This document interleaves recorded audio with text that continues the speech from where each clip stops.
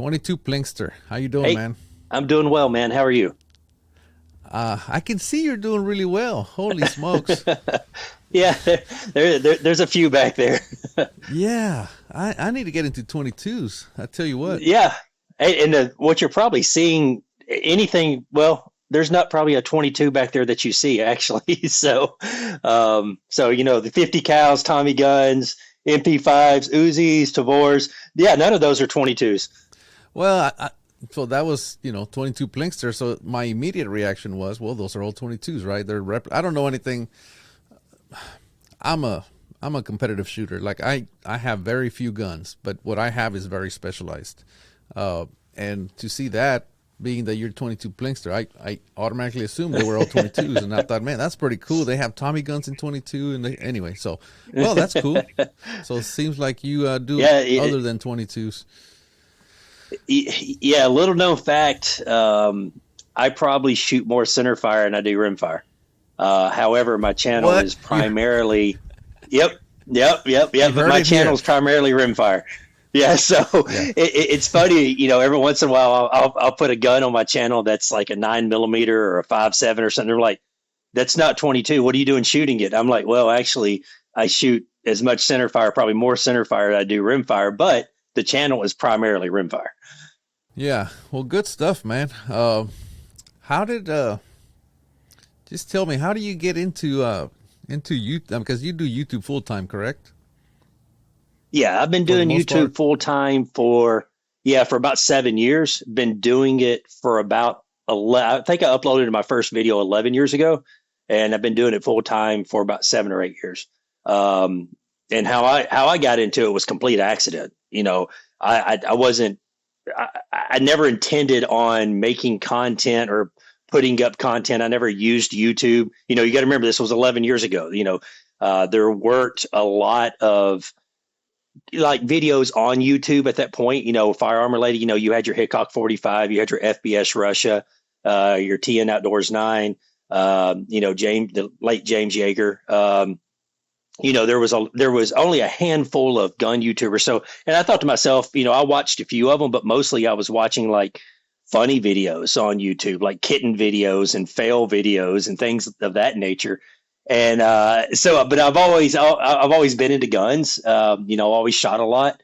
My dad's retired military, and yeah, I uploaded my first video 11 years ago from a dare from one of my best friends who lived in Florida. I reside in Tennessee, and he said I couldn't hit a golf ball at 100 yards with a 22. And because Dustin Ellerman, you're from Texas, Dustin In Ellerman long hit a golf ball at long a, shot.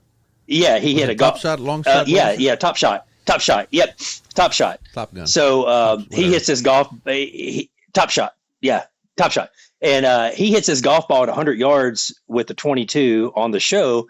And me and my buddy who lived in Florida, he was stationed in Florida, we're talking about it. And he said, that's the biggest luck shot ever. And I'm like, no, if you got the right setup, it's doable. And I said, pretty easily. And, Dustin used a Vukortsen rifle at that time. That's the first time I ever heard of Vukortsen. The funny thing is now I'm sponsored by Vukortsen, have been sponsored by Vukortsen for about 7 years now. So Vukortsen makes the nicest 22 semi-automatics in the world. But anyway, that's a different story. So I didn't do it with the rifle. I did it with a pistol. So I shot a golf ball at 100 yards with a pistol, and I uploaded it to YouTube where he could watch it. So after I uploaded it, I shared the link to him. That's it. That's all I wanted YouTube for. And like 4 weeks later, 5 weeks later, somebody commented on the video and said, hey, nice shot. And I'm like, I got an email from YouTube. I'm like, what's this email from YouTube? And he said, nice shot. And I'm like, what's he talking about? Nice shot, Then it hit me. He's talking about my golf ball video. And I looked at it and it had like 150 views.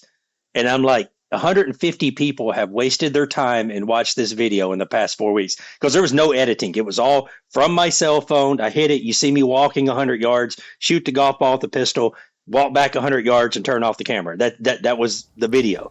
And so after that, people started asking me if I could do certain shots, and it's stuff that I did as a kid, and but never on video. So that's how it started. It started from a dare from my best friend, and it just kind of took off from there. Wow. Interesting how that happened. Uh, Yeah. what's your most what's your favorite shot that you've done? Ooh, yeah. Are you talking about trick shots? I'm assuming. Yeah. Well, There's one. It's an old video, and it doesn't have that many views. It's probably only got 15, 20,000 views, if that. And the video has been up there for about 10 years.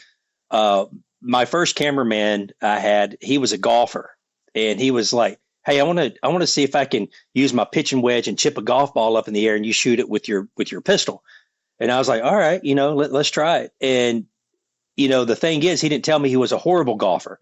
So, we got to a place where there was a big bank, and sometimes the golf ball would be 5 feet off the ground. The next time it'd be 20 feet off the ground. So there was never a line that I could hold on and see where, try to ambush that golf ball. But I eventually did it. It took me probably about 15 tries or so to hit a golf ball after he chipped. That's probably one of my favorite ones in that. And I made a 500-yard shot with a 22 pistol on a 18 by 20 inch piece of steel with like the fifth or sixth shot. And what made that shot cool, I was using a 1964 Colt Woodsman open sights, just a plain old Jane 6-inch target pistol with bulk ammo, and I had about 10 witnesses. And so that was a cool shot. And I'm actually fixing to break that record. Me and my cameraman were talking the other day. I'm going to try a balloon at 600 yards with a pistol, 22 pistol. So might as well, I got plenty of ammo to try. yeah. I mean, Jerry did it 1,000, didn't he? Yeah, he did it with a 9mm. Yeah, he cheats. Yeah, I think he did Jerry. it with the 9mm. Yeah. He's Jerry. So me and Jerry actually talked about me coming down there and doing a 1,000-yard shot with a 22 pistol. But I think is he in Louisiana? He's either in Louisiana or Mississippi. I think Louisiana. But he told me, he's like, "Listen, we're going to have to." Yeah, he said we're going to have to pick the perfect day to do this. It's got to be early in the morning. It's got to have, it's got to be dusty. Where you can see your shots, because it's way to. I've done enough long range shooting with 22s to know all this stuff, because you can't spot your shots. It's hopeless. So I'm like, do I want to drive down there 8 hours and then all of a sudden it rains and we can't pull the shot off? But it could work. And me and Jerry's been talking about it for a couple of years. So we may have to try to do that this summer, because I don't think anybody's ever pulled off a 1,000-yard shot with a 22 pistol. What about a rifle? Does it count? Oh yeah. Yeah. Well, I know people. I've shot, the longest I've ever shot on target was 760 with a 22 rifle. And I can do pretty good, probably keep them within maybe 14 inches, 12, 14 inches. But I know a guy that had I think it was a 12-inch group at 1,080 with a 22. Dang. How many shots? 141 mils. How many shots? Group. Wow, that's very impressive. Wow. Yeah, but it's shooting a voodoo rifle, match ammo. People don't understand, with right conditions on a calm day, you can pull those really, really long shots off, with the 22 if you have the right setup. You can't do it with the Ruger 1022. I had Chase Stroud on the podcast. He's an extreme long range shooter. Those guys shoot like over 3,000 yards. Yeah, that's crazy. He I think he made a 1,200-yard shot with a 22. I don't know how many times he hit the plate. So educate me on YouTube records, because I know you have a few. When I was talking to Matt, Demolition Ranch Matt, he was that's when he was doing the balloons on the string, and he said that you had the record, and I was like, so where do I find these records? They're like, oh, they're just YouTube records, and I'm like, got it. I don't think they're a list. I just think it's like, we all keep up with everyone's channel, and they're like, well, he did this. Well, I want to do this. So, but there's not like a website that you can go to that I know of on shooting records. I've done a lot of first on YouTube, and there's been some that people can replicate, but there's some that honestly I've never seen anybody do some of the things that I've pulled off. Now, it may take me 20, 30 tries to do some of these things. And I'm not saying that I'm like the best shooter in the world, because I know I'm not. You know, there are a lot of people out there a lot better shooter than I am. However, you know, they're just not having the camera on them when they do this stuff. So doing it on camera, improving it is one thing. Doing it in your backyard with a bunch of your friends is another thing. So, but in no way, shape, or form, I'm saying I'm the best shooter. I'm not saying that. You know, we've lost some of the best shooters with Tom Knapp, Annie Oakley. You know, you've got Bob Munden.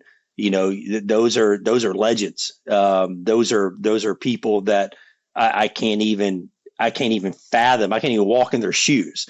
And but you know, that's how I kind of got into like trick shooting, because Jim Scouten, and Jim, you know, I've known Jim for years, and John Scouten and all those guys, and we were talking, and you know, they you know, when they used to do Impossible Shots when I was a teenager, you know, the show's been running for like 30 years or something like that. I remember my neighbor had cable. My dad was such a tightwad with money, he never would buy cable.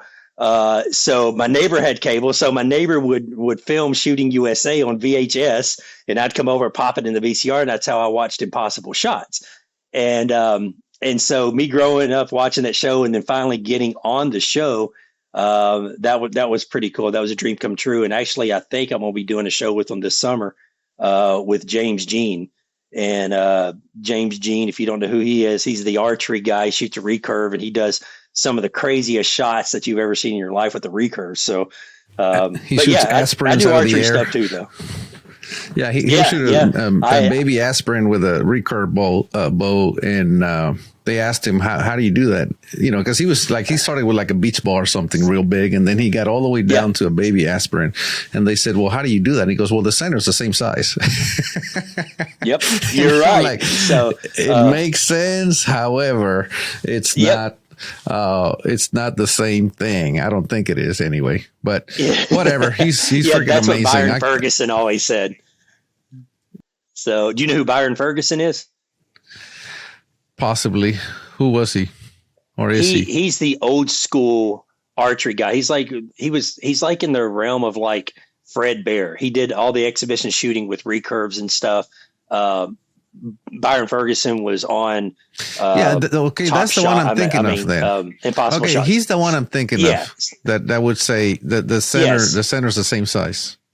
Okay, so that's who I was thinking about. I've done an exhibition show with him, so he's an awesome guy. I almost bought one of his bows, so that's probably going to be on my bucket list. He's going to make me a custom bow, but yeah, it's I love archery. I just got my bow out the other day and shot it for the first time in good grief, probably a year.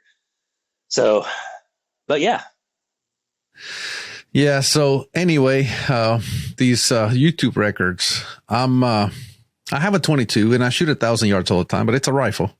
And, but see, I'm not a very good YouTuber in a sense of, I do everything on electronic target.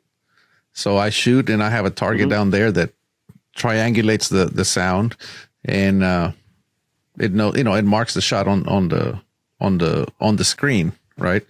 And it's very accurate. It's, it's within a 1/4 inch. So it's very reliable for what I do. But for YouTube, people go, well, that's a simulation. I'm like, no, it's an actual target. It's measuring. Yeah. And of course, once you have to explain it, it's like a good joke. Well, it's a bad joke, I guess. If you have to explain it, it's not a good joke. So same thing with me. They always saying, well, how about you do the real deal and not a simulation? And so, but either way, a 22, I would have to do it with probably just a plate, because the microphones won't pick up. It has to be subsonic at 1,000 yards. So it's never going to happen. But no. What size? Maybe I'll try this. I'll try a 22 Plinkster challenge shot. Where what size plate should I put out there at 1,000 yards? I've got. Well, we can make it simple because we can do an 18 by 24. That's the same size plate that I use. Can we use an IPSC? Is that about what size the IPSC is? IPSC target? IPSC's going to be a little bit smaller, but you can use that.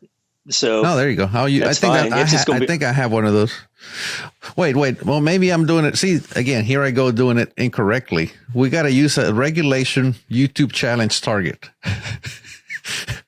And you said 18 by 24. Yeah, and you can get just a piece of tin, for that matter, shooting it at 1,000. Yeah, see, I keep forgetting that. I keep thinking AR 500, but it's a 22. You just need something that makes noise once you hit it. Plywood out. Yeah, I guess I'm gonna have to make noise or have a camera down there. Okay, how much noise does the 22 make? Probably not much, huh? At 1,000, I remember when I did. I think I remember when I pulled off the 500-yard shot on a steel target. I don't think I could hear it. I had to have a spotter halfway down range to give me the report back that I actually hit it. But I wasn't using I wasn't shooting suppressed. But you should be able, with the rifle, you should be able to hear it. The velocity will be there. So I can't remember because it was kind of windy that day and we were having trouble hearing it. But yeah, you could hear it at 1,000 yards, especially if you had wind in your face, carrying the sound back to you. If it's blowing from the back or over 8 miles an hour, it's going to be hard to hear it. But you could do it, especially on probably a cold morning, real calm. That's when I would probably do it. Dang it, that's going to need a lot of. All right, I'm starting as you were talking. I was processing the shot in my head. I was going to say that's going to take a lot of elevation. I don't even know that scope on my rifle at 1,000 yards. We'll have that. Yeah. Do you need any special modifications? No, yeah. I've got a cold shot base that I can dial 140 mils on just the base, and then my scope I can do an extra, I think 20 mils of travel, and then I have an extra 8 mils of reticle. So I think I can do like 100 and we're getting into extreme long range stuff now. Oh yeah, you're dropping. I don't know, but you're dropping something probably like what? How many feet is 140 mils at 1,000? Well, let's do the math right quick. So it's 140 times 3.6, right? 40 feet. If my math is correct, if we just multiply times 3.6, right? Yeah, so 30 feet. 40 feet. 40 feet.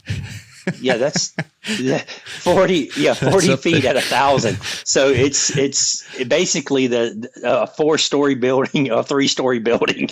So that's a lot. All right, Chase, if you're watching this, I'm gonna need your help. Or Paul Phillips. Do you know any of those extreme long range guys? Unfortunately, I don't. I've probably met them. Yeah, I've probably met them at events or something. But recalling people's names, I'm really not the best at it.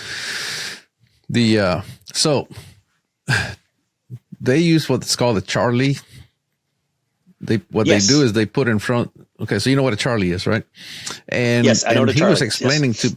He was explaining to me all, how, all it is a mirror that angles your line of sight down enough that it acts as if you were dialing the scope up.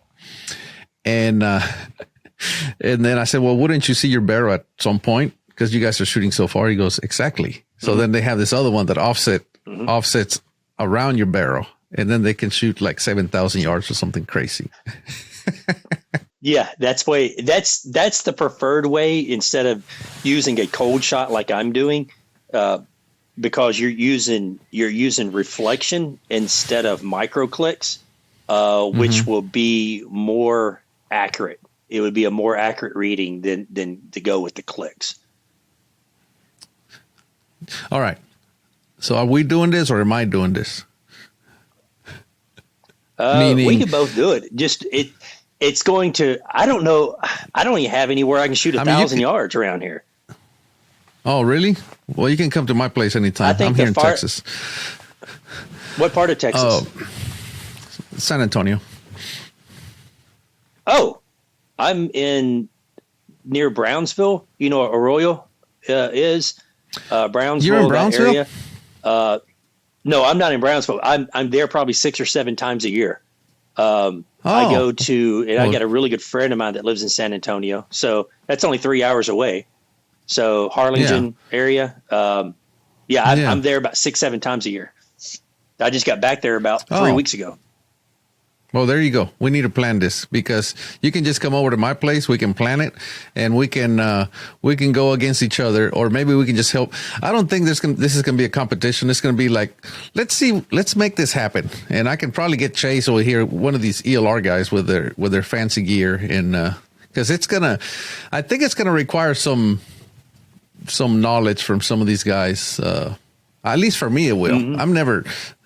I do 1,000 all the time. Like, that's my bread and butter, but not with a 22. It's a different ball game. I shoot, I'm sponsored by CCI, CCI and Federal. I shoot for them, been shooting for them for about 7 years. But I'm shooting a Voodoo. So my Voodoo rifle setup, my 22 is about $5,000. So about $5,000 I have in it. You've got to have the right setup. So I have a 22. All right. Don't tell me you have a Marlin Model 60 and you want to shoot at 1,000 yards. No. It's a 22. It's a Voodoo. It's a DI Precision custom barrel. It's got a 24 or 26 inch barrel. I got a full blown competition 22. And I'm sponsored by Lapua. All right, so Okay. So I shoot for Lapua. So you're shooting probably Center X? I'll shoot whatever gets me there.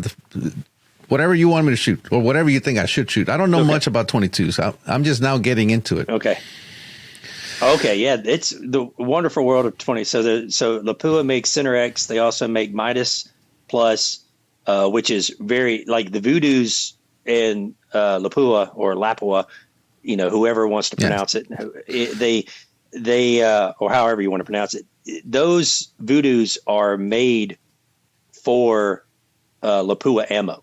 Okay. Actually, once you get your Voodoo, you send it off to Lapua. They put it in a vise. Yeah. They go through a different lot number, and they, they've got the electronic, measuring system like you have, and it tells you the groups and all that other good stuff. So, you're shooting the right ammo out of that rifle. What's your best group at 100 yards with it? Well, that's the thing. I haven't shot it yet. I have it, and it's here, and it's just sitting there. But I have it. Oh, man. Well, but what I do is I put a tuner on it, and that's how I tune my stuff. Or at least that's how I'm going to. I've shot with mine 2 times at 100 yards. I shot a .26. Oh, that's pretty impressive. Like, most people can't even do that with Centerfire. That's pretty tight. Yeah. So that's when I first got it, and I was going through different ammunition, and that .26 was Ely 10X. That's the go-to ammo out of that Voodoo. The Lapua shoots great. I can get .4 pretty consistently, .38, something like that. But with the Ely, dude, I've shot 2 .26s, and usually they're right at 3.1. Yeah. Just a jagged little bitty hole. So DI Precision, they're just up the road from me, and that's where Chase works at. So they specialize in custom 22s. So they take a Voodoo action and they barrel it, and they have their own magic that they do to these barrels, and they put one of my tuners on there. I make tuners, barrel tuners. Okay. And they're called EC tuners. The EC stands for Eric Cortina. So they put my tuners on there, and they send me some of these groups that they get out of these things. Like Chase being the ELR guy that he is, he'll shoot 300 yards, and he sent me some 1-inch groups at 300 yards with a 22. Just blows me away every time he sends me a text. Every time I get a text from Chase. Yeah, but these are highly specialized rifles. In reality, all it is a Voodoo action. You throw it in whatever chassis stock you want, But then they put, custom barrels with custom headspace or however they make a 22 shoot well. They put my tuners in the front. Yeah, it's definitely an art. Yeah. And I mean, these things shoot. So when I saw that, I was like, make me a rifle. Like I have 2 Voodoos. One just has a regular barrel on there. And then when I saw, this is a great sales pitch, I just realized by Chase, because he just sent me, hey, check out. And I was like, oh, just make me one. I got to have it. But I've yet to shoot it. But based on what I've been seeing, it's going to be a shooter. So I already have the rifle. I just need to get and I could probably just get Chase's Charlie and throw it on there and be done with it. Mm-hmm. But, yeah, that's you would definitely probably have the advantage on me with that setup with my setup. So, but we you're can 22 Plinkster. You're 22 Plinkster. I need an advantage. Well, I don't shoot 1-inch groups at 1,000 yards like you do either. So, well, we're not going to discuss that. Yeah. So this whole world of 22, you've obviously found a pretty nice niche on YouTube with your 22s, and man, you're having fun. That's the I think that's why you're so I'm going to say popular, but I think the right word is successful with 22s, because not only do you use them, you know about them, you're an expert, but you have fun with them. And I think people like to like to see other people having fun. And that's kind of why I made this channel and went with the name 22 Plinkster and all this other stuff, was because there were people on YouTube at the time doing gun stuff. Okay, there wasn't a lot. There was probably 30 channels or so. You had your training guys who wanted to be like, they were ex law enforcement or military, or they were in the military. They wanted to do this tactical AR-15. Let's throw as much gear on us that you can possibly get on. That wasn't me. Okay, I didn't really steer towards that kind of channel. You also had your people like Hickok 45, who was everybody referred to as Grandpa Hickok, that just gets out there and just shoots every gun and shoots them well. You have other people that like to dabble in just military guns. So there wasn't anybody that was doing rimfire, at the time. And that's why I kept my channel primarily rimfire, because 22 long rifle is the most common caliber in the world. So I'm just not targeting people in the United States. I'm targeting people in other countries when all they can own is a 22 long rifle. Their government will only allow them to own a 22 long rifle. And so that's, they'll wait 2 or 3 years for them to get a special permit to own it. And then, they're only allotted certain amount of ammunition in their house a year. And these people love their rimfires. And I talk to people all over the world that's all they can afford. That's all they can have are rimfire. So I target a huge audience when just sticking with 22 long rifles. So let me ask you a question. Out of all the guns, okay, all the firearm companies, you're talking about Henry, Smith & Wesson, Ruger, all the firearm companies in the world, Savage.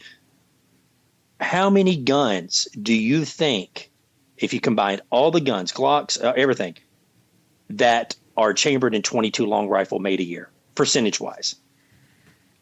Wow. Dude, I'm going to say I have never thought about it, but now that you asked me that, I'm going to say 50%. You are very close. 56% of all firearms made in all around the world, 56% are chambered in 22 long rifle. So yeah, because my dad started thinking, and I'm like, you can get any of those. They make a 22. All those brands. It seems like everybody makes a 22. You can get, you can get AR just style. like Ruger. Mm-hmm. Yep. And my dad always told me, he said, son, either be really, really good at one thing or kind of good at a lot of things, and you'll be successful in life. And so I kind of like took the 22 long rifle, by the hand and said, "Hey, let's learn it. Let's do it. Let's understand it."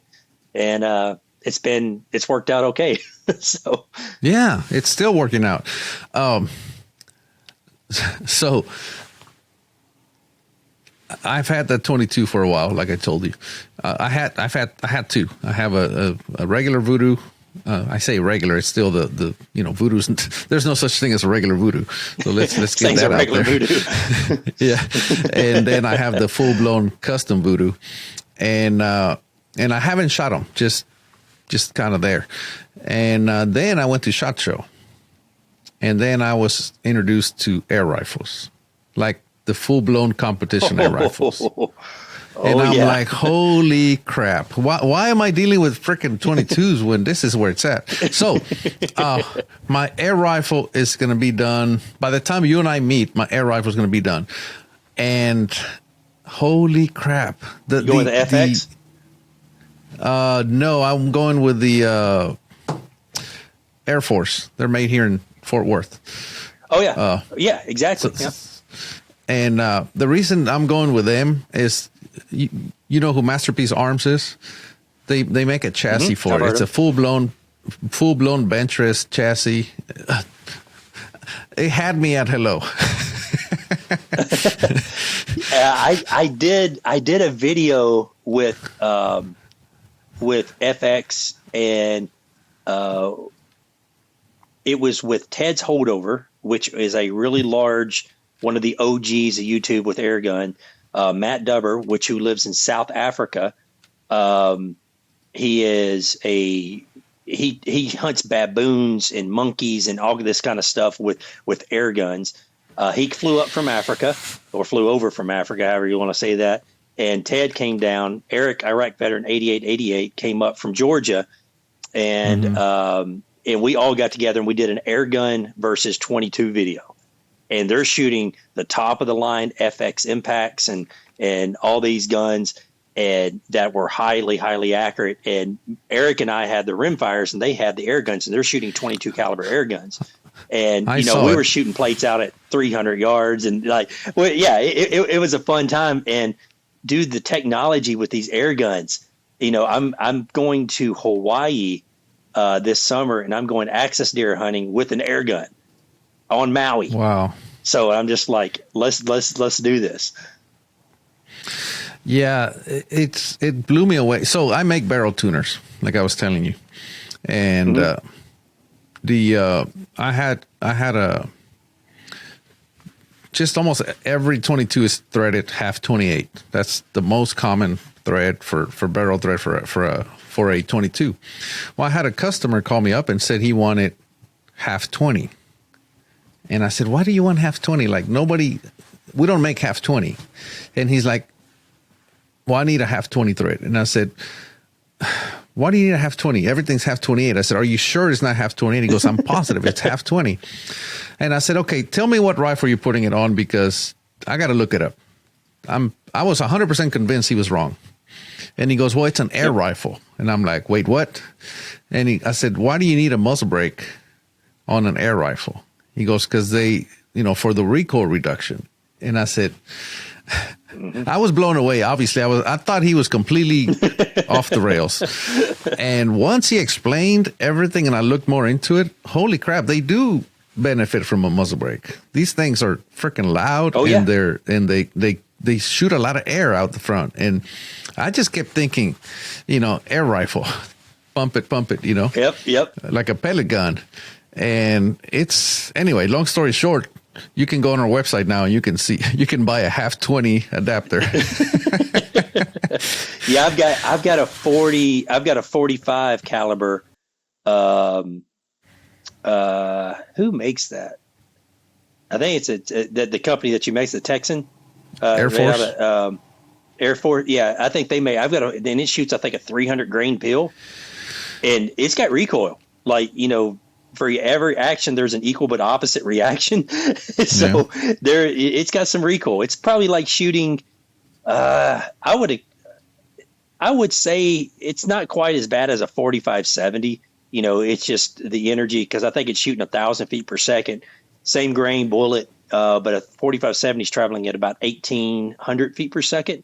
I think these are traveling at 1,000 feet per second. So it would be, 60% of what a 45-70 is. It's substantial. You shot it. Yeah. They also Air Force also has a bolt gun, which is it actually shoots crossbow bolts. It's an air rifle that, yes, I've seen. I guess it's not a rifle. It's so nuts. This whole air rifle world is again, I am a very specialized type of shooter. I shoot pretty much bench rest from the ground. And when I go and see all these other things that are kind of like, once I start looking around, it's pretty impressive and seems like a lot of fun. And I'm gonna start playing with them. So the World Championship for F class is in April this year, and so I'm focused only on that. But once the World Championship is over, I'm gonna start playing around with some of these other things. It seems quite fun. I wish you good luck. So thank you. So anyway, 1,000-yard shot. Let's we'll discuss that a little bit further, because I also travel to Tennessee once a year, so maybe we can make that happen. And that is a 1,000-yard range. So you ever heard of Dead Zero? Dead Zero. What town's it in? Let me see. Sparta, Tennessee. Oh, Sparta. Yeah, Sparta, Tennessee. That's probably an hour and a half away from me. Spencer, Tennessee. Anyway, I go there once a year. Anyway, we'll try to get all this figured out, because there's a lot I still need to learn about 22s to be able to make a 1,000-yard shot. But we'll get it. We'll get there. There's also this. There's also the spray and pray.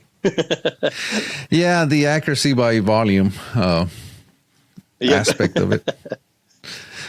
But you want to do it consistently. So yeah, that's what's going to burn me. Like, hitting it once is never. I don't know. That, to me, if you hit it once out of like 100 shots, that's just luck, right? Yep. But I agree with you. I don't know. It's extreme long range is it's one of those sports that I think the hit ratio is like, it may be less than 50%. I don't know. I'm just throwing it out there. It may be less. I don't know, but it still takes a lot of preparation, a lot of skill to even attempt that, to even get close to that target, I think, So yeah, I think luck is a part of it, but there's still a lot of skill to even get close to that target, right?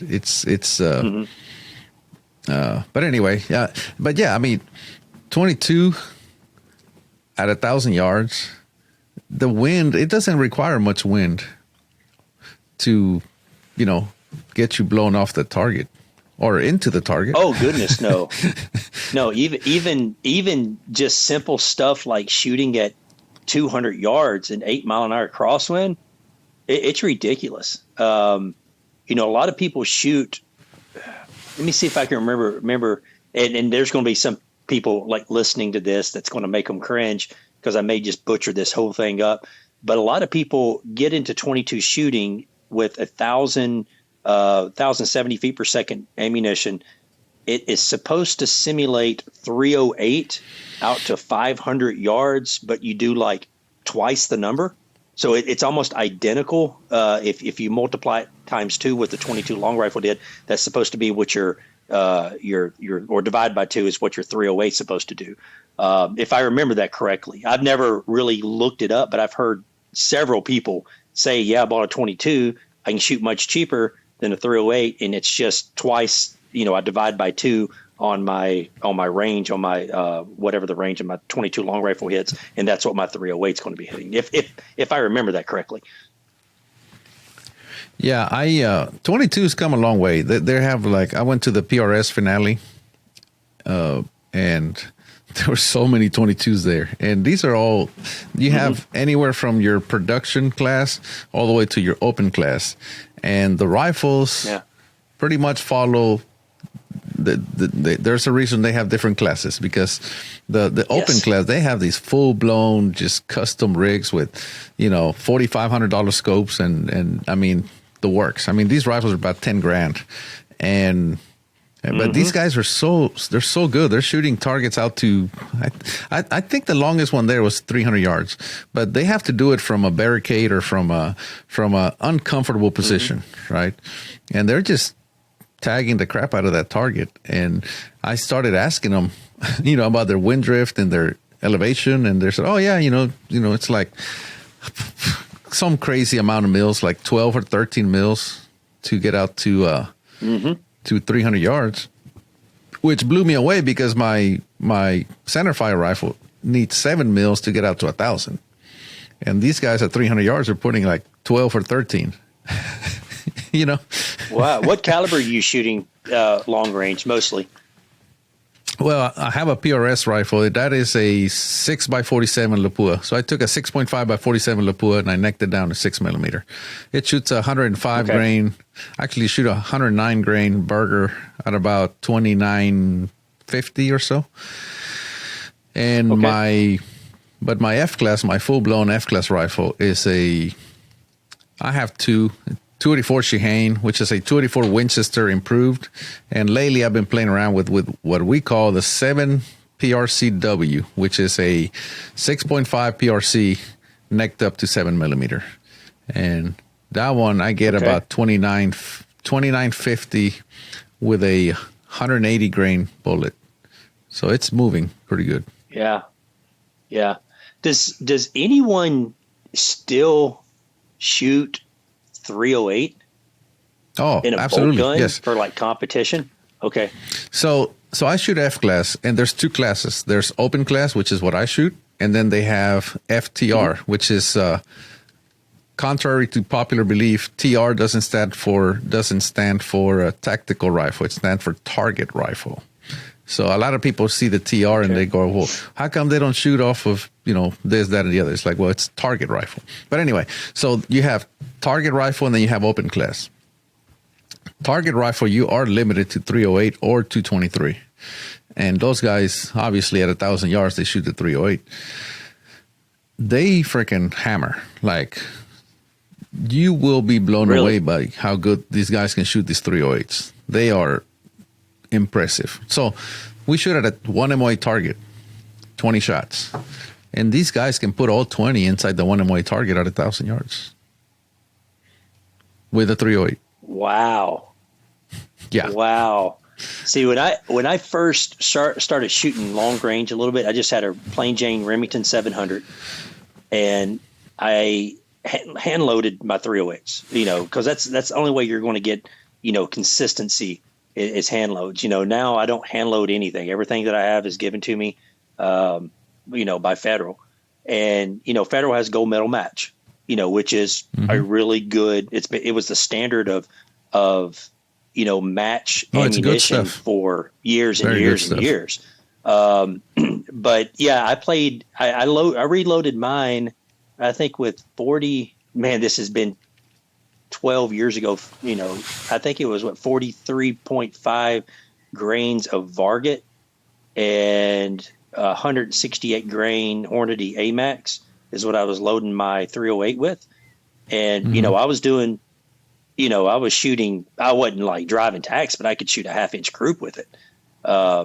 So I really like the 308, but it seems like since the 6.5 Creedmoor came, entered the chat room, it seems like the 308 is almost being phased out, because I love the 6.5 Creedmoor. I probably have 10 rifles chambered in 6.5 Creedmoor. And I'm not only a shooter, I'm also a hunter. So, I've with my 6.5 Creedmoor this past year, 38 animals, big game animals was killed with Federal terminal scent out of that. And out of my longest shot was 463 in Kansas. So it's just dial the scope, put it on it, boom, done. And I think out of the 38, I think 34 dropped in their tracks. Wow. So, but I think I took 10 deer over 300 yards this year with it. Yeah, the 6.5 is definitely a good one, but the 308 it still gets used quite a lot. See, for example, in F class we have target rifle class, the TR, and those are they have to use a 308, and there's a lot of people doing that, and also in PRS they have tactical class, which is 308 only. So there's still a lot of people that use 308, but yeah, obviously when you compare the two. The 6.5s or the 6 millimeters, they kick less, they shoot flatter, they have pointier bullets, and but the 308, it's still, if you had nothing else, those shots that you just mentioned, you could have done it with a 308, But yeah, it's the 6.5 needs more. It's a little bit sexier, a little bit, newer. It's the new kid on the block, and BC's better on it. It's less drop in a 308. I mean, there's so many the only thing you're really you're sacrificing two things: availability, okay, and you're sacrificing energy. That's the two things that you're sacrificing. So, the 308's got more energy downrange than the 6.5 Creedmoor, comparing it to the 140 grain compared to most of your hunting, which is your hunting is what, 150, between 150 and 155 on the 308. Not many people are shooting, 180, grains out of the 308, but some people do. I've actually got some 180 grain 308, but I took it on an elk hunt. And those things are just like lobbing mortars, man. They're just, it's crazy. But yeah, I love the 308. That was my first love. Well, besides 22 long rifle, of course. Yeah, well, it's very forgiving, really. And then, everybody makes, it's kind of like the 22. Everybody makes the 308, right? Maybe not as popular, but, the military still uses the 308. It's, and see, these competition shooters, like even the 223, they will take a 223 and they'll shoot 1,000 yards with it. And some of them are very competitive with a 223. They'll shoot like that Berger 80.5 grain or even 90. I think Berger makes a 90 grain bullet. They'll load that 223 with that. They'll just make a special reamer with really long free bore, and they'll pump out a lot of performance out of that 223 with those long bullets, But man, it's all fun. That's what I like about competition shooting. It's you get to have fun. You can do stuff that most people don't even realize can be done, and it's just that's a lot of fun. I can't do it, man. People want me to like do competition shooting and stuff like that. I can't do it. I refuse to do it. I only shoot one competition a year. I shoot World Rimfire Challenge. I shoot Worlds every year, and I don't practice for it. I'm there just to show up, have a good time. That's the only reason why I'm there. But see, there's also a part of me. I was a college athlete. I played collegiate basketball for a couple of years. Coached many years, probably 8 years after that. Coached college level and everything from college down to like fourth graders or third graders. And I'm so competitive. I am probably one of the most competitive people, and when I start doing something, it consumes me. And when it consumes me, that's not a good thing, because I eat, sleep, and drink it until I perfect it. And I at 44 years old, I've got too many other things going on than try to pick up another hobby and try to get into it. I understand it. I understand, what makes these rifles shoot better. With the ammo, with the guns, with the action, understand it. But to put in that time to get to the next level, I'm unwilling to do that. Call me lazy if you want to, but I've got a business to run. I'm shooting 10 to 12 different guns a week. Most of these people like you say you don't have a lot of guns, but the guns that you have are very specialized guns. I'm making videos, this week I've got, stuff to do with Franklin Armory. Then I've got stuff to do for Taurus. And then I've got stuff to do for Henry. Then I've got Smith & Wesson. So I'm shooting 10 to 15 different guns a week. I'm shooting a lot of ammo. Now I can shoot anything. I can pick up any gun, whether it be a 2-inch snub nose all the way to, a 500 Smith & Wesson, to any kind of, because I shoot so many different kind of guns. I can shoot any caliber, anything. But to perfect that skill to get to the next level where you're doing what you're shooting at, I can't do it. Like, well, let me rephrase that. I won't do it. So I could probably do it, but I took up disc golf a couple of years ago. You know what disc golf is? Oh yeah. Yeah. Okay. So I play disc golf. That's the only thing that I play anymore because I've got bad knees.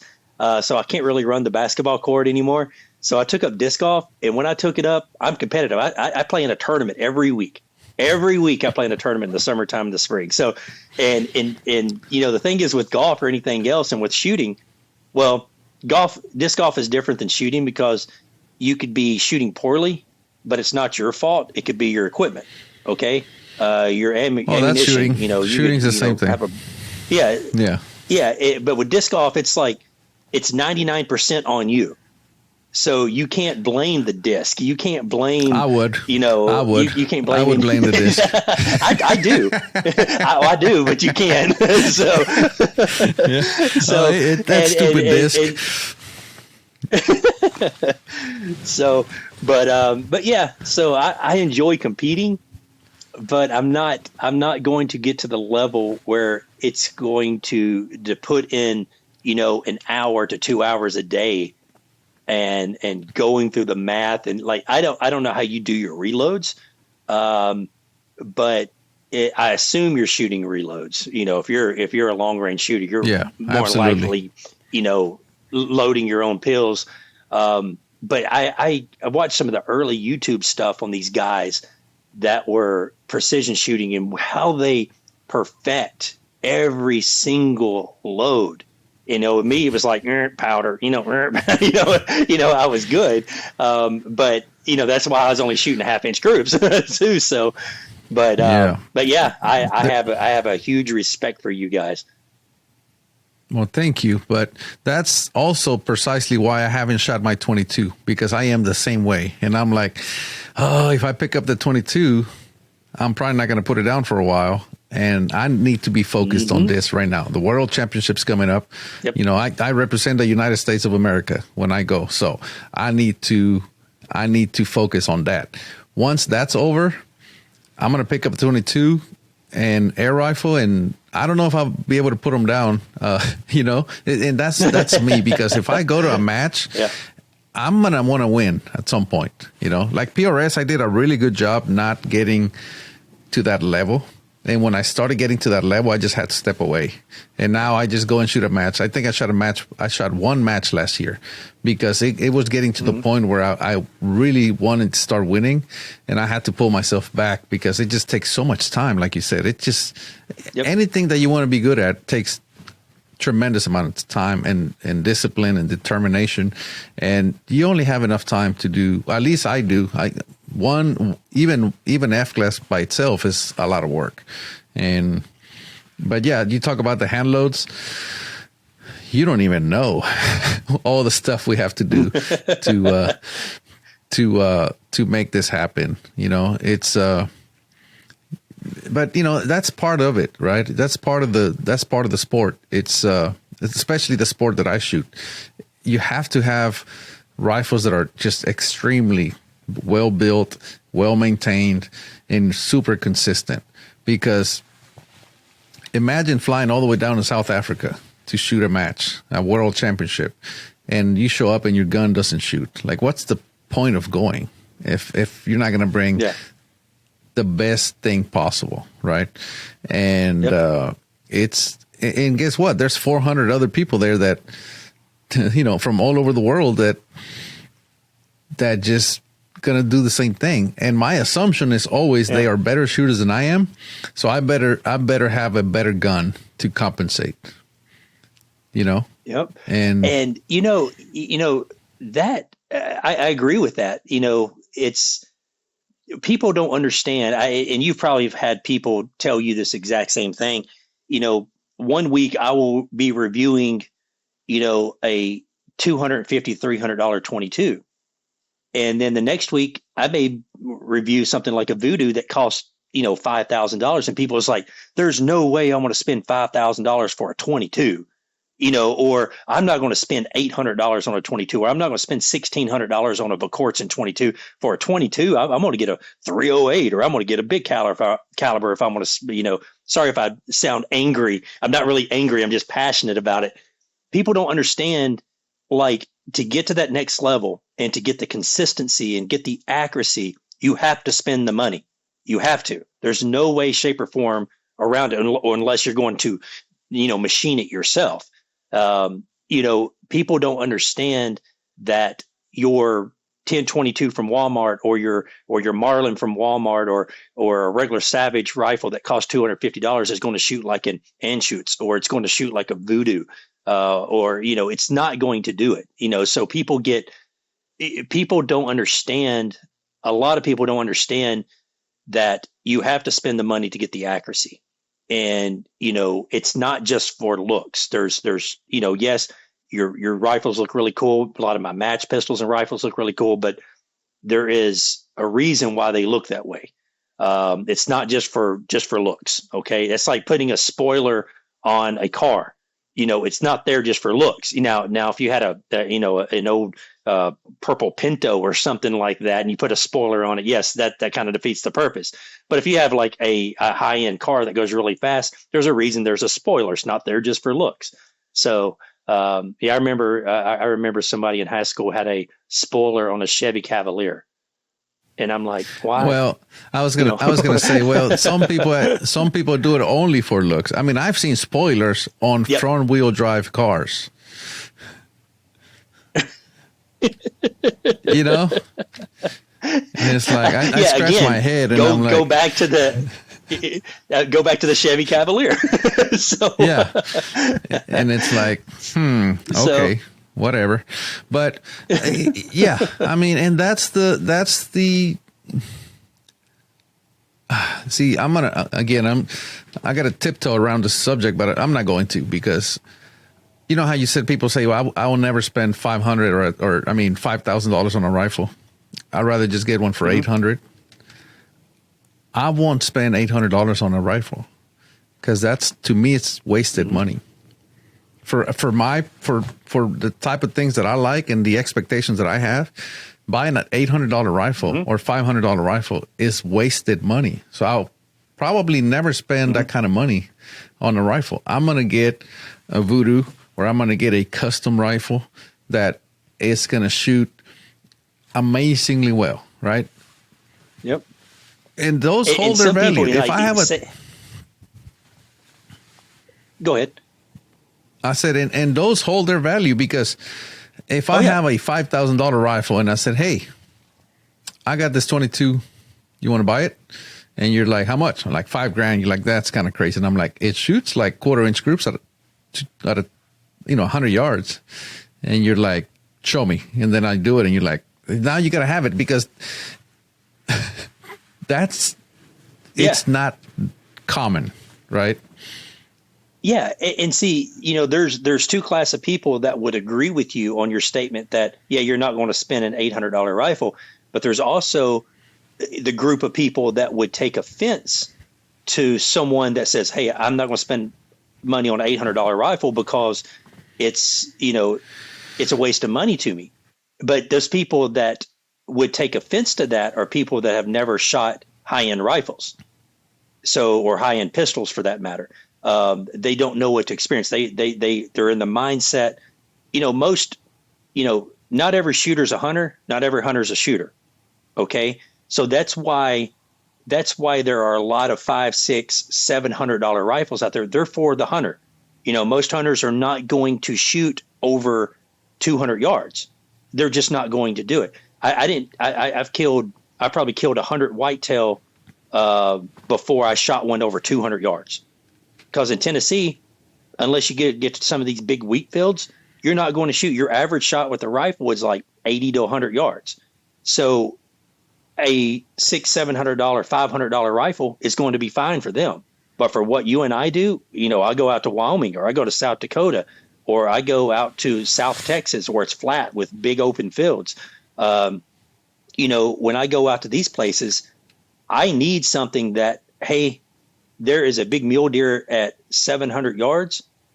I'm confident in that shot. I make my clicks on my scope. I measure the wind, and I'm confident I'm going to make that shot.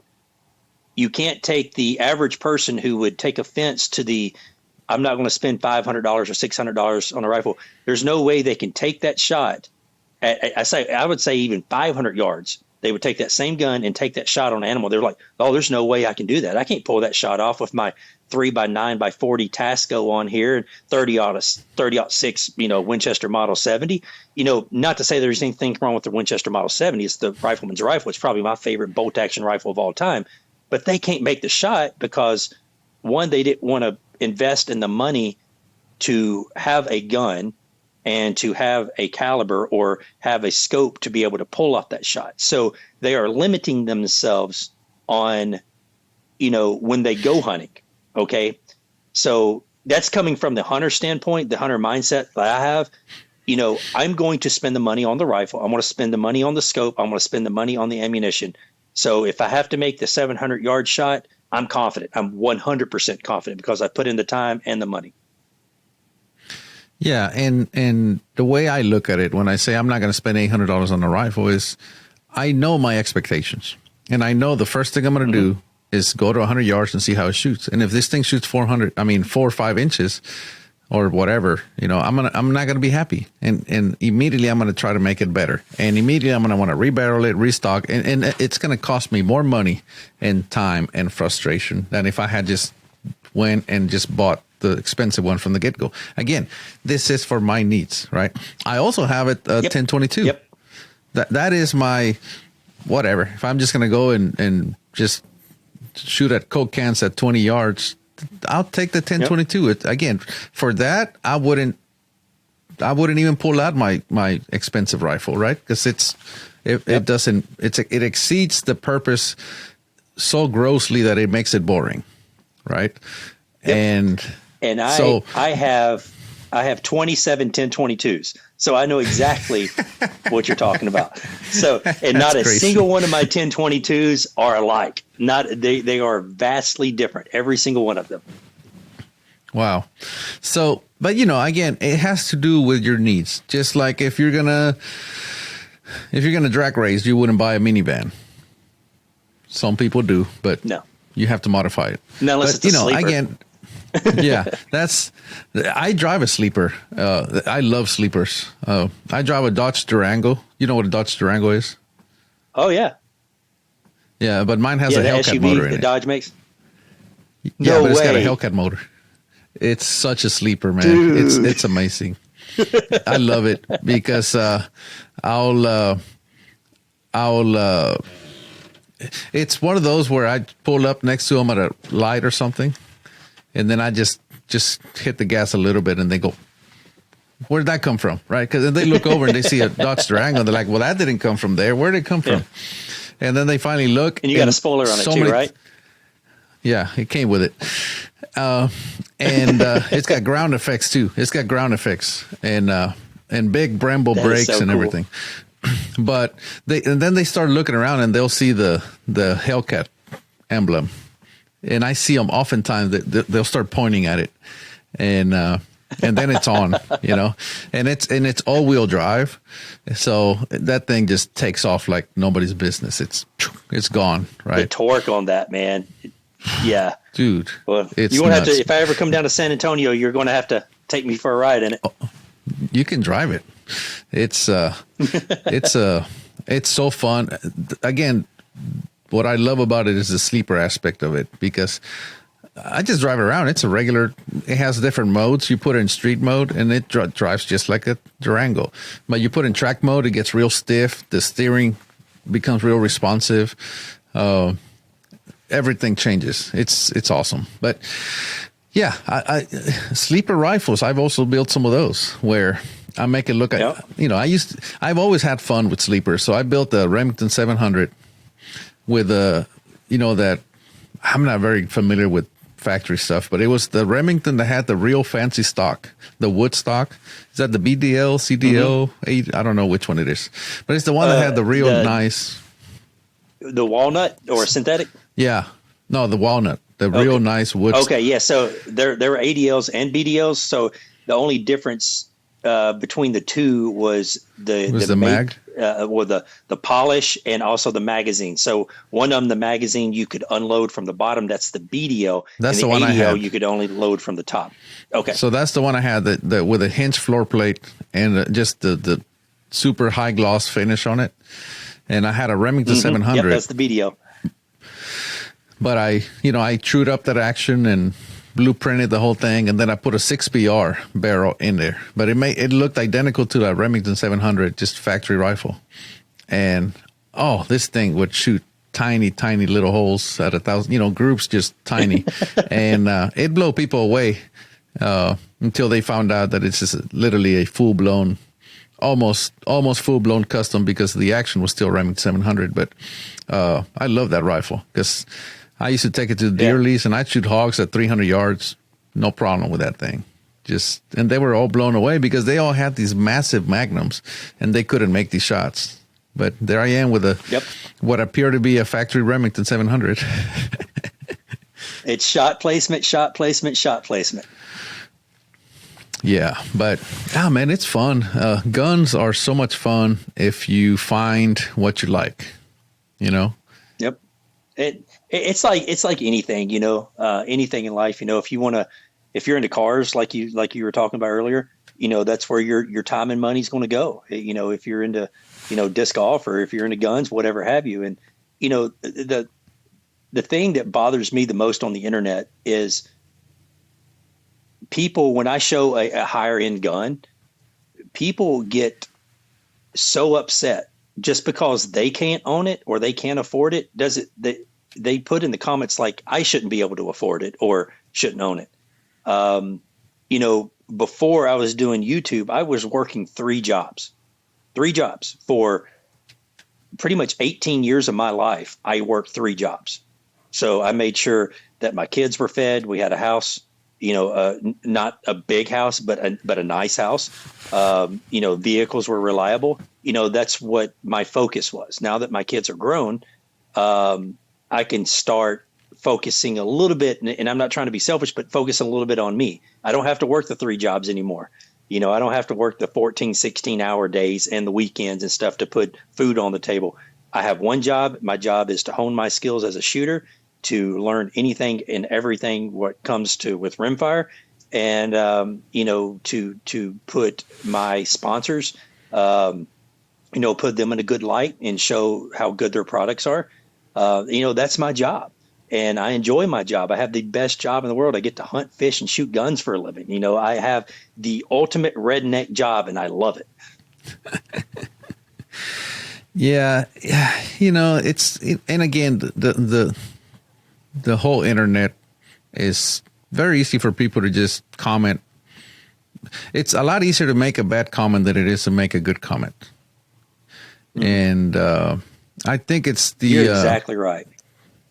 They get upset, and it's real easy for them to just get it off their chest, right? And they do it in a comment form, and I get it. A lot of people watch your channel and they go, well, if they would give me a rifle like that, of course I would own it too. Well, they don't realize how much work you had to put in before you started getting free stuff. You don't just walk up to any company and say, hey, goodness. I have a YouTube channel. Can you give me free stuff? Because everybody's doing that. Everybody wants free stuff. When I started, I made a YouTube video once a week, sometimes twice a week. And I didn't have a lot of time to do it. But my spare time, that's what I was doing. I made videos for 3.5 years before I made a penny. So I worked my tail off for 3.5 years and did not make a penny. And then I finally became a partner with YouTube, and my first check was like $118 for that month. And then the next month it was like $140. Then it was $118. So I would take that money and I would invest it in a new camera, and I never went in debt. That's one thing. I've never went in debt with my job or my business to build my brand or business, however you want to put it. I never went into debt. I started small and I worked my way up. And I don't go out to companies and, hey, send me this. Even at the beginning, they would contact me. There's like, I remember, this hat right here that I've got on. I don't know if you've ever bought anything from them. It's Mid-South Shooter Supply. Mid-South. Okay. Oh yeah, I have. Yeah. So Mid-South is right up the road from me. Been buying stuff there for 20 years. And Mid-South has never paid me a dime. Never. I have not received one dime from them ever. Okay. However, they give me free hats. These hats cost $4.95 on their website. So it's not like it's a super expensive hat. Okay. Right. They give me hats, and they have given me a couple of times some ammunition, a couple of years ago, but that's basically it. The reason why I wear this hat and the reason why I support Mid-South Shooter Supply is this. One, I used to buy my stuff there, my reloading equipment, ammunition, so on and so forth, because I want to support local. The second is when I started having my YouTube channel, I was small. I was probably a couple thousand subscribers. And I went to him. I'm like, hey, if you want to sponsor me by giving me a hat or something like that, I'll wear it in my videos, just like a free hat. That's how broke I was back then. I couldn't afford a $4.95 hat. And I remember Jerry, he's the manager at Mid-South Shooter Supply. He called me and said, hey, swing by here. I got you something. They gave me 2 free T-shirts, 2 free hats, all right, and a busted box of CCI mini mags that they couldn't sell because the plastics were busted on them. And I'm like, and I remember, if you look back to like my 3rd or 4th post on 22 Plinkster on my Facebook page, this has been 11 years ago. I laid those T-shirts out and those hats out and that box of ammo. I'm like, thank you so much, Mid-South Shooter Supply, for sending me this, because back then that was a lot. That was 500 rounds that I did not have to buy. It's a free T-shirt and a free hat, and I remember that. I remember that from day one when I started that small and I had a dream and a passion about something. They saw something in me. It's what they could give me, and that's why I continue to wear their hat in every single video, because I will continue to support them. And since then, I have bought a lot of stuff from them. They try to give it to me. They say, hey, we're just going to write it off. We're going to write it off. I'm like, no, I'm going to pay for it. Like, I want to support you. So there has been a couple of times that they already wrote it off in the system, before I try to pay for it. And I have to call Jerry. I'm like, Jerry, I've got money now. I'm like, so I can buy this stuff. He's like, I know, but you've been so good to us. I'm like, you've been so good to me. So it's a good relationship with those guys. Yeah, it's amazing what something that small can do for the self-esteem of a YouTuber, I guess you can say. Because that was it was almost like, I'm getting this because I'm a YouTuber, right? So like I said, I make barrel tuners. And every now and then I'll find a YouTuber that did a review on one of my products, the tuner brake or a tuner, and I always share that on my channel.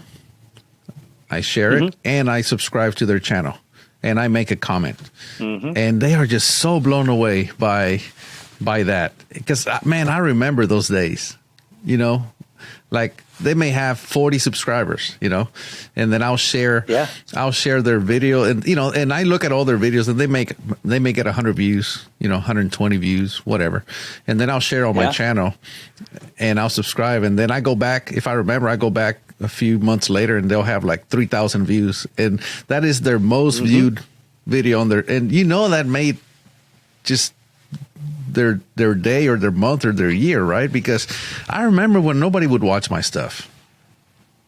Yeah. Oh, I was there too. It took me 2.5 to 3 years to finally get, an audience, because you got to remember, YouTube back then was about 1/10 of the size it is now. Okay. YouTube now is so much bigger than what it was 11 years ago. And, I remember it used to give me anxiety. I remember I would upload a trick shot that I thought was really, really cool. And I remember, like, when I'd wake up in the morning, I would refresh YouTube and I'm like, yes, it got 46 views in like the first day. And, I was excited about it. And, and then I remember the first time one of my videos hit 1,000 views.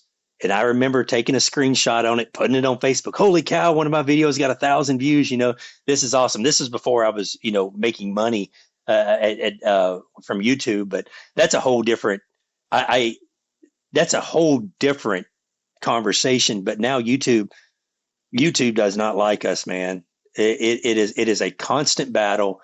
It is, since I'm firearm related, I'm making about I figured it up. I'm making a twelfth of what I used to make on YouTube. Wow. So, and that's why I have sponsors. So if I did not have sponsors, there's no way I could do this for a living, because I'm not a mega channel like Hickok 45 or Demolition Ranch, or, I don't have, I can't count on the views to supplement my income. I get a lot of views, but at the same time, half of my videos are demonetized. So I'm not making a cent off of it. And then, and then now with all this other stuff, like these new rules, you can't show threading on a suppressor. You can't show loading a firearm. You can't show mounting a scope or a red dot to a gun. They used to just demonetize that stuff. Now they are taking the video down and striking your channel. 3 strikes, you're deleted. And so I'm having to constantly walk on tiptoes. So not only am I making a 1/12 of my income that I used to make 5 years ago, I am now having to jump through hoops to make them happy. I'm going to continue to do it until they delete my channel. But I try to keep it, my channel is very G rated. So, if you want to, sit your 5-year-old down to watch some of my stuff, you're not going to see anything inappropriate, any kind of language, any kind of sexual innuendos, anything like that. You're going to see very basic, the joy of shooting, have fun shooting, an inexpensive way of shooting, something to hone your skills and have a good time at the range. That's what you're going to see on my channel. I do some redneck science stuff, but I like to keep it safe. Nothing against Demolition Ranch, nothing against Matt. I love Matt to death. Me and Matt's been good friends for 10 years.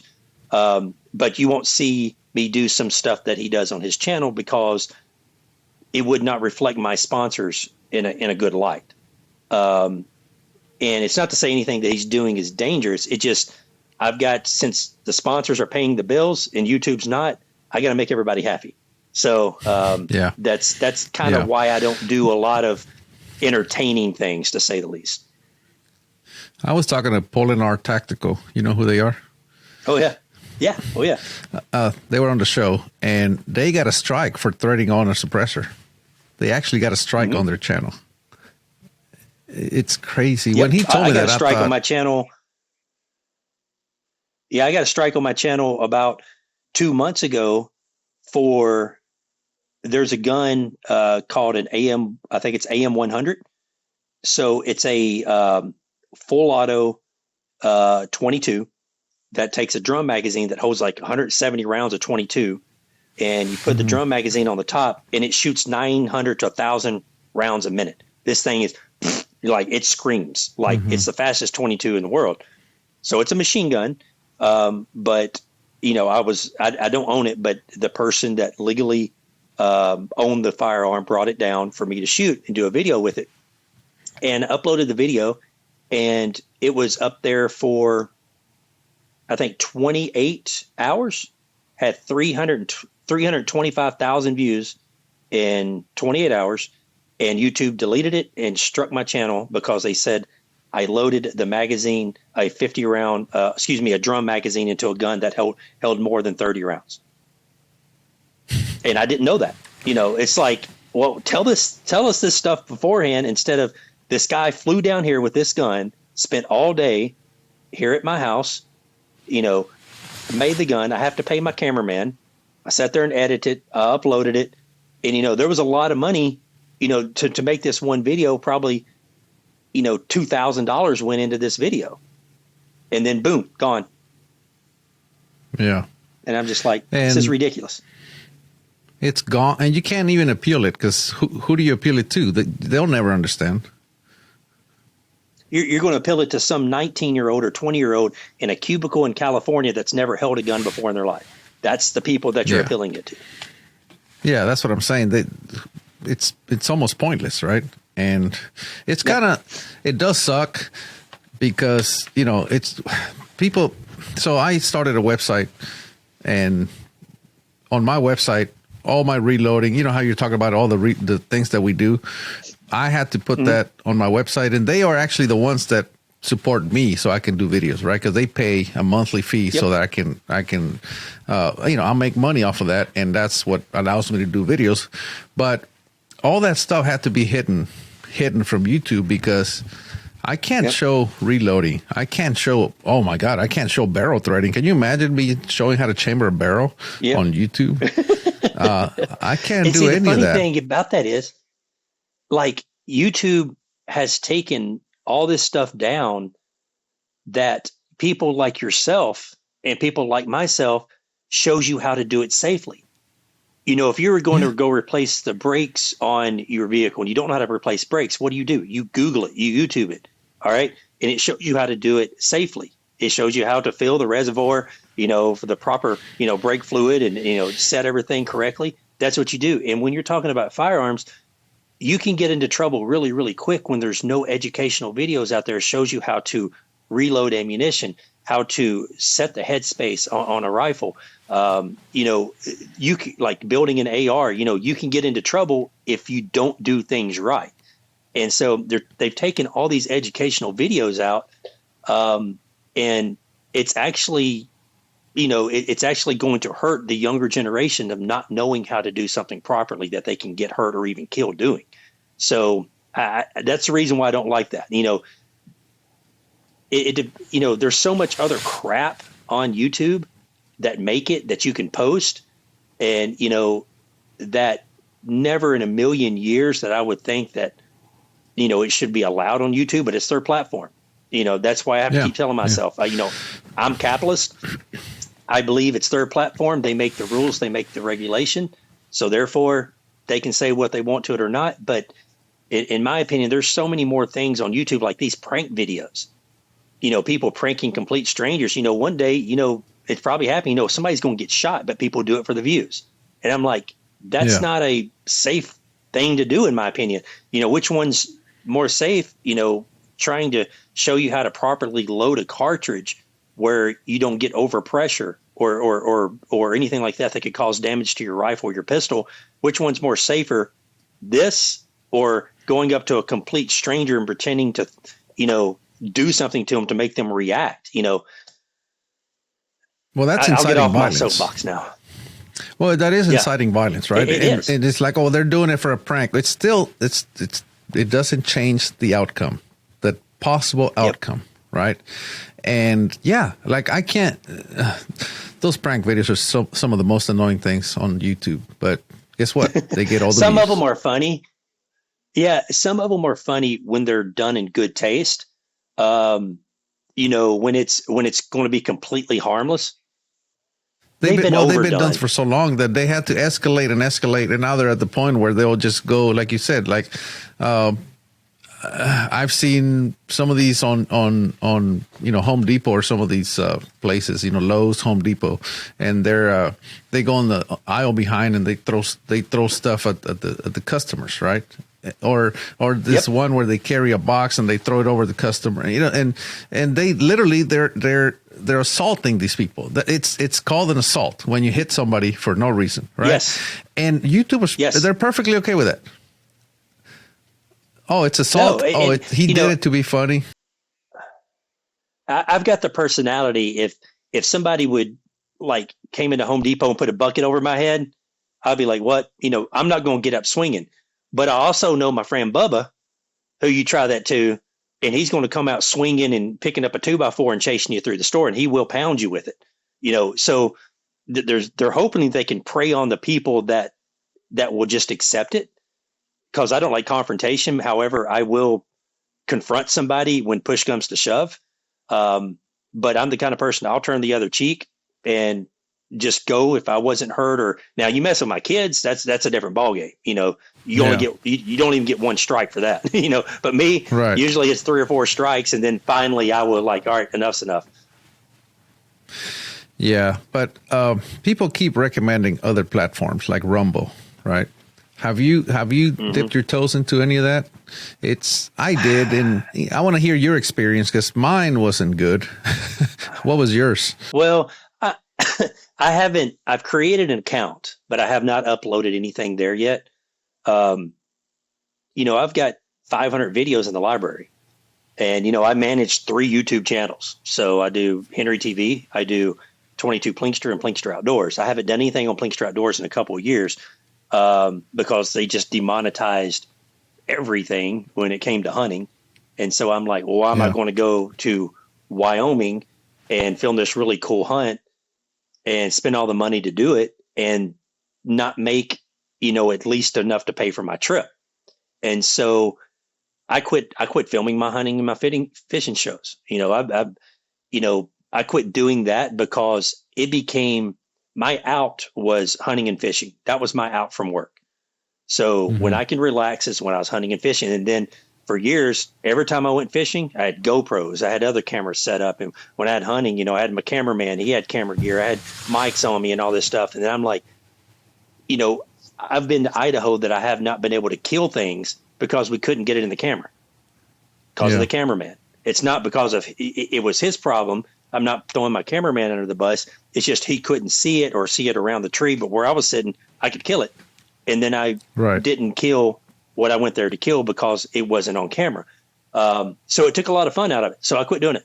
So if I'm not going to make at least enough money to pay for the trip, I'm just still going to go on the trip, but I'm not going to film it. Yeah. It's so Rumble, you just never tried it at all? People would always tell me, I've created my account, but I haven't uploaded. Yeah. Well, people would tell me, you need to go over to Rumble. You need to go over there. And I'm like, I agree. I'm going to go see what it's like over there. Because YouTube would demonetize a lot of my videos because I do shooting, right? And I would go to Rumble. I went to Rumble and I said, you know what? I'm going to upload to both. I'm going to do a test. And I put on YouTube and it got demonetized, or, what do they call it? The restricted monetization. And I uploaded to Rumble, and maybe it was just the first one. I don't know. Maybe I need to go back and do it again. But the point is, YouTube, it was up, it was live, and it was demonetized. And over a month, 2 weeks, it made like 47 cents or something like that. Rumble, for 2 weeks, it was still being analyzed. It wasn't even. Couldn't even make it go live, and I don't know why. And I was like, "Well, how is this better? Like this is not better." Yeah. So, YouTube is the destination, man. So, yeah, it sucks that they are the way they are, but that is where you, at least where I need to be, is I feel like, if you want exposure, right? Like we're not. I think once you get big enough, like you have to get really big to be able to go anywhere and people will follow you. But like here, like you're on YouTube, people always saying, go to Rumble, go whatever. It's like, hey, how about just give me a like? That's going to carry a long ways on the this is how you help gun channels. Like them, comment, share with your friends, because that's going to show YouTube that we have a following, right? Like the bigger the following that we have, the more people that YouTube realizes they're going to piss off with their rules. But what do we do instead? Yep. More the following, the bigger the voice. You should move away from this platform. No, let's fight while we're here. Let's unite. Let's like, comment, and share with everybody so that we can all become a bigger, show. We're actually a pretty big community, but we don't show it. Like 80% of my viewers are not even my subscribers. Yeah. It makes no sense. Like just hit the button. You know what I mean? But I don't know. I mean, it's and I think it's things that they just don't know that you and I know that. We know the analytics. We know how many people are watching that are not subscribed. We know that liking or commenting goes a very long ways for the algorithm and pushing our message farther out. But they say, well, you should just get off of YouTube. Well, and go where? Yeah. I'm small potatoes. There's Really, been so many platforms that try. Yeah, there's been so many platforms that have tried this. I've tried like 3 different platforms that were Second Amendment friendly. It didn't get no traction. My videos were getting like 45 views. Like, yeah, there was a place where I could at least host them, but at the same time, their servers, their just how everything in the website, how you had to upload and do things, and it was awful. It was, I could upload a video on YouTube in, a 10-minute video in 10 minutes, and it's there, it's done, it's processed, good to go. And I'd have to go to these other sites, and I'd have to wait 3 hours before it uploaded there. And, it would get through process. And I'm just like, I don't have time to babysit this for 40 views. So, cause, being self-employed, like yourself, time is the most valuable thing that you have. So, if something is costing me, that's just why, like, if I wanted to paint my house, and it was going to take me, say a week to paint my house, and it would cost me, say, for instance, $1,500 to have someone come in here and paint it. I'm going to pay somebody to paint my house for $1,500 instead of being in there for 6 hours a day when I can be doing something else to make more money, if that makes sense. So there comes to a point like, am I going to lose money by doing this or make money?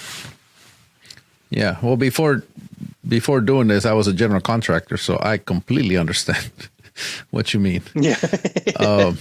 So also the entire thing about like, I'm small potatoes. I mean, my channel has 110,000 subscribers. 5 years ago, that was amazing. Pretty good. Yeah, but nowadays it's good. Don't get me wrong. I'm happy. I'm getting my silver button, right? But that's awesome. It's one of those things that the viewers say, go to Rumble, but yet here they are on YouTube. They're the ones commenting that I should go to Rumble. They're actually watching me on YouTube, and it's like exactly. And when I go to Rumble, nobody's watching over there. And and again, we're all trying to get our message out there. We're looking for engagement, right? There's so much work that goes into putting out a video, right?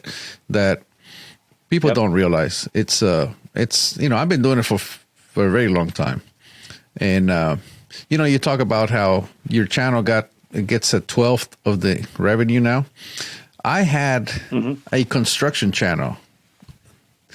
That thing was fully monetized. Life was good. You know what I mean? In the sense of, I never had to worry about a video being demonetized. You put it out there. Everybody's got a home. Everybody can relate. It was a huge market, but that was good, but this is my passion. So I left all that to come here, and I'm happy. Don't get me wrong. I'm real happy with how things are going. I'm real happy with doing this podcast because I get to meet a lot of people like you and Paulin Art Tactical and John Scouten and all these people that I get to hang out with, virtually, and get to meet and get to make new friendships and discuss all these topics that most people are not aware that we have to deal with, like the people not subscribing. 80% of my viewers are not subscribed. So I could have if everybody's subscribed that watches my stuff, I'd have 1 million subscribers, which would, it would show YouTube how big our community really is, So if you want to help, subscribe. Seriously. It's just going to show YouTube how big we really are. But, we enjoy being the silent majority, which is sometimes it's not such a good idea. Yeah, because we're scared of ticking people off. And it's like, all right, they're going to axe all of us. It's like I said, it's their platform, and it's got to play by the rules. But you should at least have a voice. YouTube's always pride themselves, for a voice for everyone. Well, let us have our voice. If it's for everyone, that was their slogan for years. And let us put up the content. As long as it's safe. And, you're not hurting anybody, or you're showing something that's unsafe, when it's regarding firearms, What's the big deal? Why is it triggering somebody for me to thread on a suppressor? That's perfectly legal. It's not like They I'm don't know taking that. an illegal product, making it. Yeah. They don't know that. They're ignorant. That's the problem. Like, why does a gun that shoots more than 30 rounds any more, less dangerous than a gun that holds 29 rounds? Like, why is 30 the magic number? It's just like that full auto 22. Yes, I guess you're right. So medium politicians made it dangerous. Yeah, they made it dangerous, and of course, mainstream media made it dangerous. 30, and now they're going to 10, right? Now 10 is going to be the new number. Anything over 10, and now we have assault pistols, right?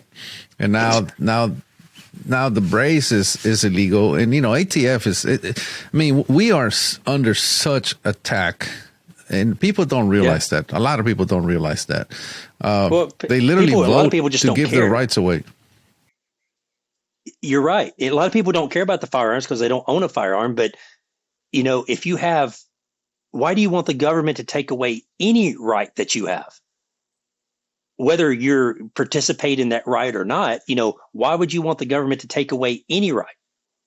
I've never understood that, even though you're not pro-gun, but you want to have rights. So, the government can say, tomorrow, like, it's a federal crime to drive over 40 miles an hour, even on the interstate. That's not technically the same because, our forefathers put in there that owning a firearm, possessing a firearm is a right. Right. Driving is a privilege. So, I guess that was a poor analogy, but I'm just how ludicrous it could be and what kind of uproar that would be. So, potatoes. Yeah. Yeah. It's sad, really. And it's ignorance. It's all it is. It's pure ignorance. It's like an SBR, right? A short barrel rifle. Well, how is a short barrel rifle more dangerous? Because it's less speed, right? Longer barrel has more speed. Yep. It's like, well, you can conceal it easier. Well, pistols are not illegal, and they're easier to conceal than an SBR, right? Like, at what point are you going to let logic take over? And they won't. They'll never let logic take over. But yeah, whatever. We're getting political now, which I don't like doing because it's not going to get us anywhere. I don't either. I think the way that you and I are going to make a difference. Yeah, I think the way you and I can make a difference and simply keep doing what we're doing, keep showing how fun guns can be, how safe they can be, and you as a viewer can help us by, like, comment, and share, and that's just going to show that we are a bigger community. It's help support your gun channels, and that's how you support them. You don't have to pay anything. All you have to do is click that button, and that's gonna help. So, but anyway, I appreciate you having me on your show, man. Yeah, man, it was fun. Thank you. We need to discuss that 1,000-yard 22 shot for sure because it's gonna happen. All right. All right, man. Let me know when, buddy. Thank you. All right. Take care. All right. Take care. Bye-bye.